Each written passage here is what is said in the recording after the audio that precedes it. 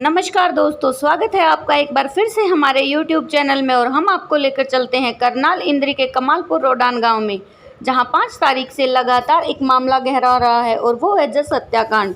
जस हत्याकांड में हर दिन नए मोड़ आते जा रहे हैं। इसी बीच प्रियंका खरकराम जी का बयान आ रहा है। उन्होंने कहा है कि हम जस के परिवार के साथ खड़े हैं और जो भी हो सब लोग सिर्फ एक ही मांग कर रहे हैं और वो है CBI जाँच। उन्होंने बताया कि जो जस है उसकी माँ की और उसकी दादी की बहुत बुरी हालत है, रो रो कर परिवार का बुरा हाल है।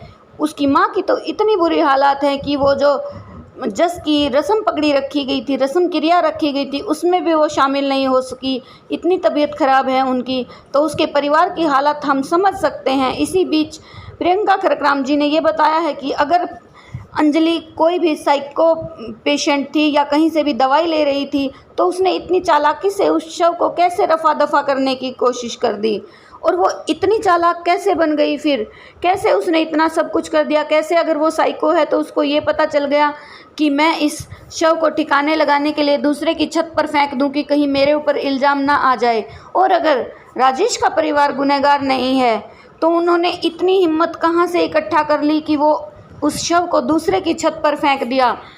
ये सारी चीज़ें उलझाने के लिए हैं और लगातार सिर्फ एक ही मांग हम कर रहे हैं कि CBI जांच होनी चाहिए। जबकि बताया जा रहा है कि जो गंगाराम पुनिया जी हैं उन्होंने ये कहा था कि 2 दिन के अंदर हम सारा केस क्लियर कर देंगे, लेकिन अभी तक कोई भी बात क्लियर नहीं हो पाई है। हम सिर्फ यही चाहते हैं कि जो भी हो इस मामले की CBI जाँच होनी चाहिए।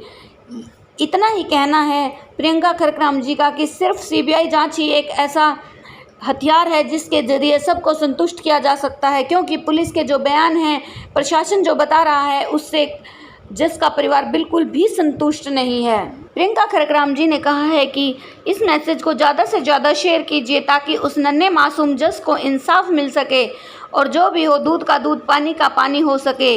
इसी तरह की खबरों के अपडेट को जानने के लिए देखते रहिए हमारा चैनल। लाइक कीजिए, सब्सक्राइब कीजिए।